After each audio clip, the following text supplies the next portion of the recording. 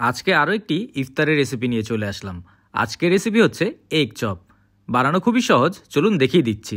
প্রথমে একটি বাটিতে নিয়ে নিব সেদ্ধ আলু, এরপর দিয়ে দিব ধনিয়া পাতা, তার উপর দিয়ে দিব কাঁচামরিচ, কুচি করে কাটা পেঁয়াজ, এরপর দিয়ে দিব ভাজা পেঁয়াজ, তারপর দিয়ে দিব জিরা, এরপর দিয়ে দিব রসুনের গুঁড়া, আদার গুঁড়া, স্বাদ মতো লবণ। এরপরে সবগুলোকে একসাথে আমি ভালোভাবে মাখিয়ে নিব। আপনারা কে কোথা থেকে আমার এই ভিডিওটি দেখছেন অবশ্যই কমেন্ট করে জানাবেন। আমি আপনাদের সবার কমেন্টের উত্তর দিব, কারণ আপনাদের কমেন্ট পড়তে আমার অনেক ভালো লাগে। তো আমার মাখা হয়ে গেছে। তো মাখা হয়ে গেলে আমি এগুলোকে একপাশে একটু রেখে দিব। এরপর নিয়ে নিব দুটি সেদ্ধ করা ডিম। এরপর এই ডিমগুলোকে এইভাবে পিস পিস করে আমি কেটে নিব। পাতলা করে কেটে নেবেন, অনেক বেশি মোটা যাতে না হয়।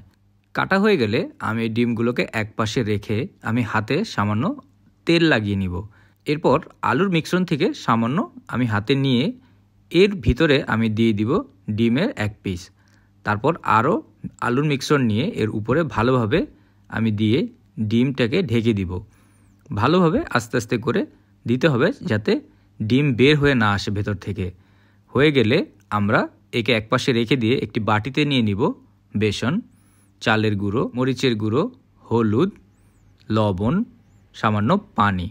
এরপর এই সবগুলোকে একসাথে মিক্স করে আমি একটি পাতলা মিশ্রণ তৈরি করব। আমরা একসাথে সবগুলো পানি দিয়ে দিব না, আস্তে আস্তে করে পানি দিয়ে দিয়ে আমি একটি মিশ্রণ তৈরি করব। মিশ্রণটি অনেক বেশি পাতলা, বেশি ঘন যাতে না হয়, একটি মিডিয়াম ঘনত্বের একটি মিশ্রণ হবে। এরপর এর ভিতরে আমি আলুটি ভালোভাবে মেখে নিব যাতে মিশ্রণটি আলুর চারিপাশে ভালোভাবে লেগে যায়। এরপর এই আলুকে নিয়ে আমি মিডিয়াম গরম তেলের ভিতরে ছেড়ে দিব। অবশ্যই আপনারা মিডিয়াম গরম তেল ব্যবহার করবেন। বেশি গরম তেল ব্যবহার করলে সাথে সাথে পুড়ে যেতে পারে। তারপর এক পাশ ভাজা হয়ে গেলে আমরা এগুলোকে আস্তে আস্তে করে উল্টে দিব। উল্টে আমরা অন্য পাশ ততক্ষণ পর্যন্তই ভাজবো যতক্ষণ পর্যন্ত এর গায়ের রং গোল্ডেন ব্রাউন কালার না হয়ে যায়। গোল্ডেন ব্রাউন কালার হয়ে গেলে বুঝতে হবে আমাদের ভাজা হয়ে গেছে।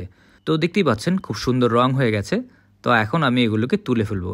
যেহেতু ডোবা তেলে ভেজেছি, তো তোলার আগে অবশ্যই তেলগুলো সামান্য ঝেড়ে নিতে হবে। তারপর এগুলোকে সামান্য ঠান্ডা করে আমি এটি ছুরির সাহায্যে মাঝখান থেকে কেটে নিচ্ছি। তো দেখতেই পাচ্ছেন খুব সুন্দর হয়ে আমাদের এই আলুর চপটি তৈরি হয়ে গেছে। তো আপনারা চাইলে ঘরে খুব সহজে এরকম একটি আলুর চপ রেসিপি তৈরি করতে পারেন। এরকম মজার মজার রেসিপি পাওয়ার জন্য টোস্টেড বাংলা পেজকে অবশ্যই ফলো করবেন। ভিডিওটি ভালো লাগলে একটি লাইক অ্যান্ড শেয়ার করতে ভুলবেন না। সবাই ভালো থাকবেন, সুস্থ থাকবেন আর মজাদার খাবার ঘরে তৈরি করে খাবেন।